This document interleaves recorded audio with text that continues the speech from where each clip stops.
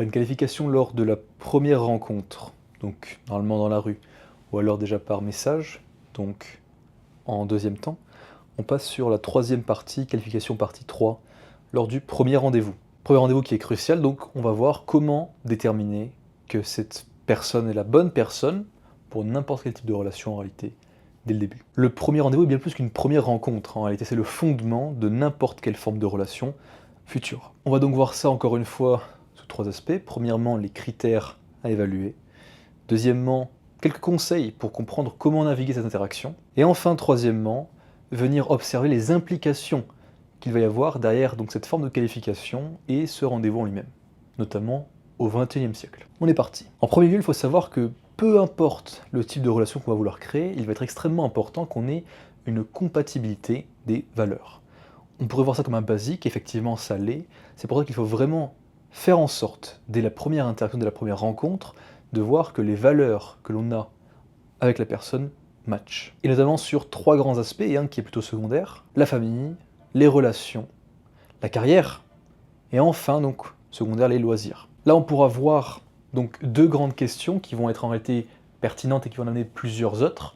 La première, c'est quelle est ta vision de la vie de famille, qui va en fait être liée à sa relation à ses parents, qui va être extrêmement importante, parce qu'encore une fois, on va voir que plus une personne va être blessée, donc avoir une relation avec ses parents qui est difficile, problématique, on pourrait même qualifier de mauvaise ou négative, plus il va être compliqué pour elle de s'investir dans une relation, de quelque ordre que ce soit. Et à ça, je mentionnerai quelque chose en passant, qui pourra intéresser plus d'un. Un retour qui m'a été fait de la part de nombreuses personnes, hommes comme femmes, c'était que l'expérience charnelle que l'on pouvait avoir avec une personne blessée était des plus plaisantes, et notamment parce qu'elle était blessée, et donc dans une position un petit peu challengeante.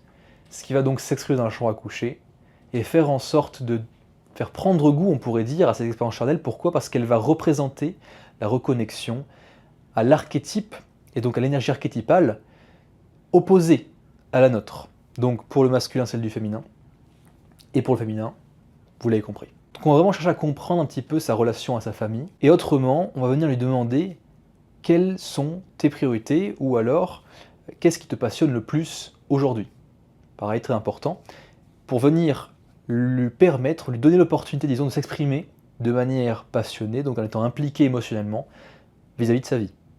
Et en fonction de ça, et de son degré d'implication, on va pouvoir comprendre beaucoup de choses. Et c'est d'ailleurs selon l'étude de Schwartz et Bilski de 1990 que l'on a pu observer que la détermination des valeurs et de valeurs donc similaires, ou si ce n'est similaire, des valeurs en accord avec elles-mêmes, que l'on va pouvoir déterminer la viabilité d'une relation amoureuse. Le deuxième critère, qui va être tout aussi important et qu'on a vu un petit peu à l'opposé, mais sur la vidéo précédente, sur les signes de désintérêt, c'est son niveau d'engagement dans la conversation. Est-ce qu'elle est active ? Est-ce qu'elle pose des questions à votre égard ? Est-ce qu'elle montre une réelle curiosité ? Et en fonction de ça, venir juger, au travers de son implication donc, de l'intérêt qu'elle porte à une relation potentielle, quelle qu'elle soit. Vous voyez ? Parce qu'encore une fois, il sera extrêmement compliqué de venir s'engager dans toute forme de relation avec une personne qu'on va considérer comme self-absorbed, donc qui sera égocentrique, ou dont la seule personne qui l'intéressera sera elle-même. Et on aura donc une personne qui sera uniquement axée sur de la validation pour venir renforcer son estime de soi. Mais donc en aucun cas une personne avec laquelle on veut tisser un lien quelconque. 2 questions à ce propos. Une très simple, quel est le meilleur conseil que tu n'aies jamais reçu ? Très bonne question pour pouvoir déterminer à quel point est-ce qu'elle est investie dans son propre avenir, parce qu'on va pouvoir enchaîner avec est-ce qu'elle l'a écouté, est-ce qu'elle a fait en sorte de l'appliquer, à quel point ça lui a fait transformer sa vie, et ça l'a affecté. Et deuxième question, c'est par rapport au type de lieu qui vraiment lui parle le plus, dans lequel elle se sent le plus en paix, sa safe space un petit peu, c'est si tu pouvais vivre n'importe où dans le monde, où est-ce que ce serait, et pourquoi ? Et en fonction de sa réponse, on va pouvoir comprendre un petit peu quel type de personne c'est. Est-ce qu'elle est plutôt dans une dynamique où elle est en recherche de mouvement, une grande ville par exemple, ou à l'inverse, plutôt de calme, d'apaisement dans la nature, quelle qu'elle soit.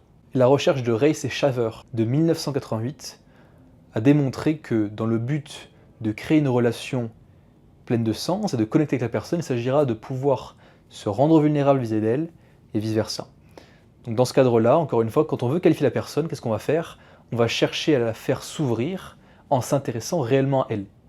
Et ce qui va nous prouver que si jamais la personne ne fait pas de même avec nous, ou n'essaye pas en tout cas, à défaut de pouvoir le faire, alors il ne sera pas pertinent pour nous de réellement nous impliquer. Vous voyez? Et c'est pour ça qu'on pourra observer une diminution drastique de l'investissement qu'on va pouvoir avoir en tant qu'homme, dans la mesure où la personne en face ne s'investit pas autant qu'on le souhaiterait. Parce qu'encore une fois, aussi important ou peu important que ça puisse paraître, il y a un rapport au sein d'une relation qui va être le rapport transactionnel. Transactionnel qui va donc apparaître dans la mesure où la relation ne fonctionne pas. Par exemple, on va pouvoir remarquer des traits de caractère négatifs dans la mesure où la personne ne fait pas d'effort par rapport au fait d'être curieuse, ouverte et de communiquer vis-à-vis de nous. Là où on ne les remarquera pas dans la mesure où de base, elle vient valider certains aspects qui sont importants pour nous. Donc une forme de biais qui s'effectue d'un côté ou de l'autre, tout simplement. Et le troisième aspect, la troisième qualification qu'on va faire, c'est une qualification de type de réaction par rapport à des sujets importants. Et dans quel but? Dans le but de déterminer à quel point est-ce qu'elle est ouverte d'esprit. Je vais vous parler d'un sujet que j'évoque habituellement, qui est des plus challengeants, très difficile, mais qui permet de déjà comprendre le niveau d'ouverture d'esprit de la demoiselle en face. Il y en a deux en fait, en réalité. Je parle d'un sujet extrêmement fort et difficile, qui est le sujet du viol.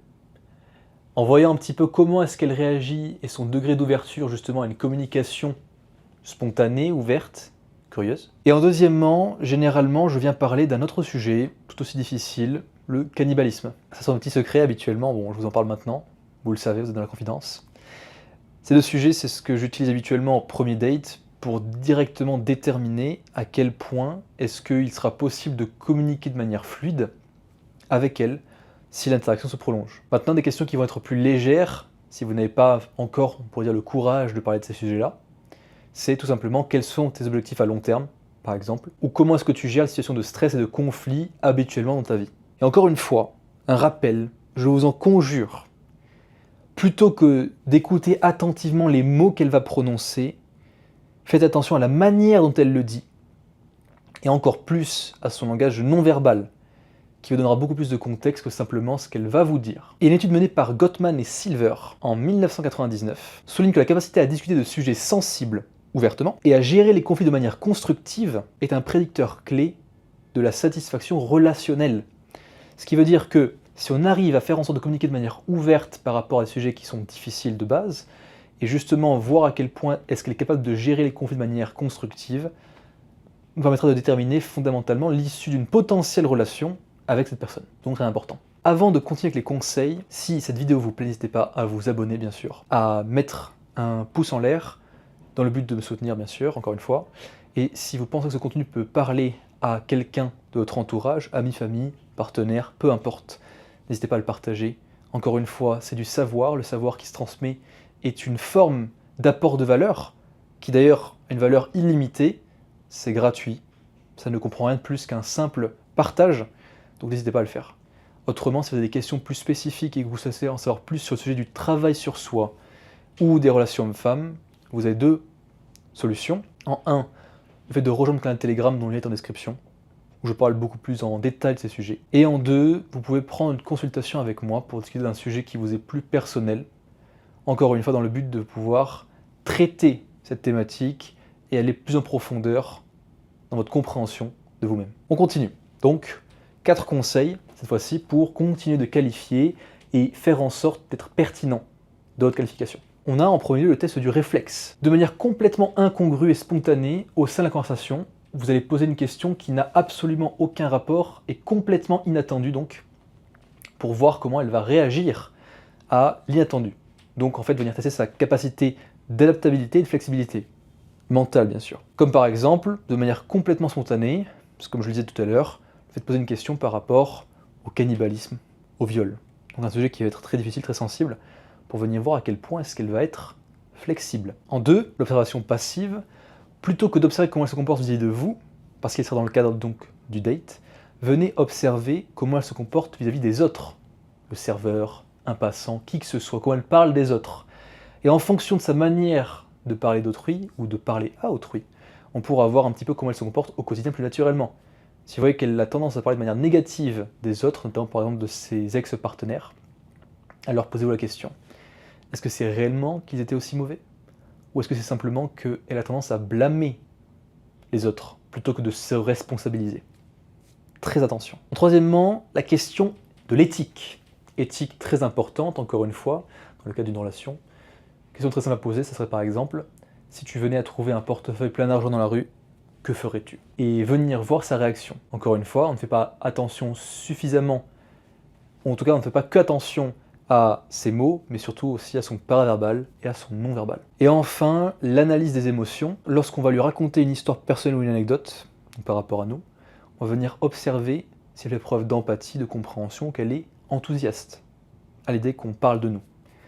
Et en fonction de ça, si c'est le cas, c'est bon signe. Et là, d'aucuns pourraient dire que, effectivement, mais qualifier, est-ce qu'on est dans une interview? Est-ce que c'est, encore une fois, elle vient postuler pour pouvoir avoir un job? Non, ce n'est pas la question. C'est une chose qui va être faite de manière soit consciente, soit inconsciente, donc autant le conscientiser pour ensuite le passer sur des compétences inconscientes, comme on pourrait le voir en PNL. Le but ici, ça va être quoi? Ça va être de prendre les devants et de faire en sorte de ne pas laisser la chance au hasard pour s'engager dans toute forme de relation ou de continuer justement ces dates, ces interactions avec une personne qui n'en vaudrait pas le coup.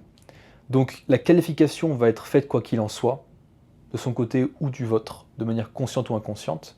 Donc autant le faire de manière consciente, comme je le disais, et prendre les devants, sachant que la manière qu'elle va avoir de considérer sa propre vie, ses valeurs, ses objectifs, sa relation à sa famille, etc., vont déterminer à quel point est-ce que vous avez une chance d'avenir commun. Encore une fois, de tout type de relation. Dans le contexte de la société moderne, où les rôles changent constamment, il est crucial de trouver une partenaire qui va être alignée avec nous, d'un point de vue des valeurs, mais des ambitions, pour éviter des désaccords fondamentaux plus tard. Sachant qu'encore une fois, je vous donne des aspects par rapport à la qualification, mais vous devez le savoir si vous me suivez depuis déjà un certain temps. Avant même de penser à qualifier qui que ce soit ou de faire entrer quelqu'un dans notre vie, réellement, il s'agira de faire un travail sur soi en premier lieu. Donc être apte en réalité à aimer et être aimé, tout simplement. Même si on ne souhaite pas suivre une relation à long terme, il va y avoir deux choses à faire en parallèle qui vont être intéressantes. D'un côté, c'est vraiment ce travail sur soi et guérir ses blessures d'enfance, qui vont généralement nous empêcher d'entretenir une relation épanouie avec autrui et avec nous-mêmes. Mais de l'autre côté, continuer malgré tout de venir avoir des interactions avec les membres du sexe opposé, notamment dans le cadre du dating, pour continuer de pratiquer justement des compétences qui sont extrêmement importantes pour vivre en société. Les deux se valent, donc faites en sorte de prendre le temps, et pour l'un et pour l'autre. Le premier rendez-vous, encore une fois, est une opportunité unique pour faire en sorte d'évaluer le potentiel d'une future relation. Donc prenez-le réellement au sérieux, faites en sorte de bien préparer votre coup. Le but, ce n'est pas bien sûr de préparer un script, encore une fois, il faut le faire en bonne conscience, mais faire en sorte d'avoir les clés pour pouvoir qualifier la potentielle partenaire. Donc, prenez le temps de bien vous comprendre en premier lieu, mais surtout de faire en sorte de faire ce travail de compréhension de l'autre en vous intéressant sincèrement à sa personne et en venant observer un petit peu les indicateurs d'intérêt qu'elle pourrait avoir à votre égard, mais aussi tout ce qu'on a pu voir dans cette vidéo, c'est-à-dire sa relation à ses parents, ses priorités, ses objectifs, ses ambitions, à quel point est-ce qu'elle est ouverte, enthousiaste et empathique, et comprendre bien sûr si ses valeurs sont alignées avec les vôtres. Mais encore une fois, n'oubliez pas, avant toute chose, avant d'entretenir toute forme de relation, guérissez vos blessures, car c'est essentiel pour établir une relation saine et durable. C'était Rémi, expat charmant, bon courage.